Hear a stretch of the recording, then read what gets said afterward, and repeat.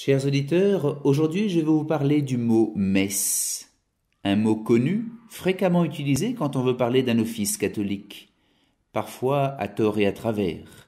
Il est ainsi fréquent d'entendre le compliment suivant « Très belle messe, mon père » au diacre qui vient de célébrer une bénédiction de mariage alors qu'il n'est pas prêtre et surtout n'a pas célébré l'Eucharistie. Au sens propre, le mot messe ne s'utilise en effet qu'à propos de la célébration liturgique au cours de laquelle le prêtre, en rassemblant l'Église, célèbre le sacrifice eucharistique. La messe, c'est l'ensemble de la célébration liturgique au cours de laquelle est renouvelé le sacrifice du Christ, lui-même se rendant réellement présent sous les apparences du pain et du vin. D'où vient ce mot ? Il vient du latin missus, qui signifie envoi. Dans notre liturgie latine, c'est le dernier mot que le prêtre prononce à la fin de la messe. Ite missa est, ce qui signifie allez, c'est le moment de l'envoi.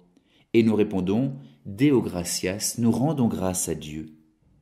L'expression a cependant été traduite dans le missel français par aller dans la paix du Christ, ce qui montre bien qu'il ne s'agit pas d'un banal au revoir, comme si le prêtre disait simplement « Allez-y, je vous renvoie », mais qui nous fait perdre tout de même le sens de cette action. De même que le Père m'a envoyé, dit Jésus en Jean chapitre 20, verset 21, « Moi aussi je vous envoie ». La paix du Christ ne traduit pas complètement cet envoi du Christ. L'utilisation du mot « messe » signifie donc que l'action liturgique que nous venons de célébrer, cette messe à laquelle nous venons de participer, ne s'arrête pas à la fin de la cérémonie, qu'elle débouche sur une mission qui nous est confiée, qu'elle doit d'une certaine manière continuer en dehors de l'Église dans chacune de nos vies. Nous sommes envoyés par le Christ, envoyés par l'Église pour être témoins dans le monde des grâces que le Seigneur fait aux hommes. Finalement, en utilisant le mot messe, on ne décrit pas tellement le sacrifice eucharistique, mais plutôt sa conséquence.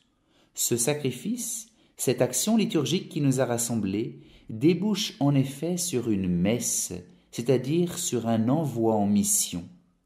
Elle imprègne toute notre vie, et même également après notre mort, comme en témoigne en particulier la messe perpétuelle du sanctuaire de Montligeon, célébrée notamment pour les âmes délaissées du purgatoire.